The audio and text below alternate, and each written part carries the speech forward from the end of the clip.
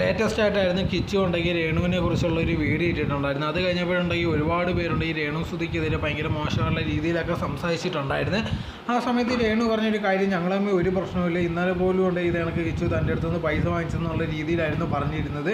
So അപ്പോൾ ഒരുപാട് പേര് ചോദിച്ചൊരു കാര്യം തന്നെയാണ്, ഇതേ കണക്ക് ഇത്രയും പ്രശ്നം ഉണ്ടായിട്ടും എങ്ങനെയാണ് പൈസ വാങ്ങുന്നത്, എന്തും അങ്ങനെ എന്നുള്ള രീതിയിലൊക്കെ ഒരുപാട് പേര് ചോദിക്കുന്നുണ്ടായിരുന്നു. ഇപ്പോൾ കിച്ചു ഉണ്ടെങ്കിൽ കിച്ചുവിൻ്റെ കാര്യങ്ങളാണ് പറയുന്നത്. എന്നാൽ പോലും ഉണ്ടെങ്കിൽ ഇങ്ങനത്തെ ഉള്ളൊരു സിറ്റുവേഷനിൽ ഇപ്പോൾ ഉണ്ടെങ്കിൽ കിച്ചുവിനെ ഒരുപാട് പേര് സപ്പോർട്ട് ചെയ്യുന്നതായിരിക്കും. പക്ഷേ കുറച്ച് കഴിയുമ്പോഴത്തേക്ക് ഇതേ ഏറ്റി വരാനുള്ള സാധ്യത വളരെയധികം കൂടുതലാണ്.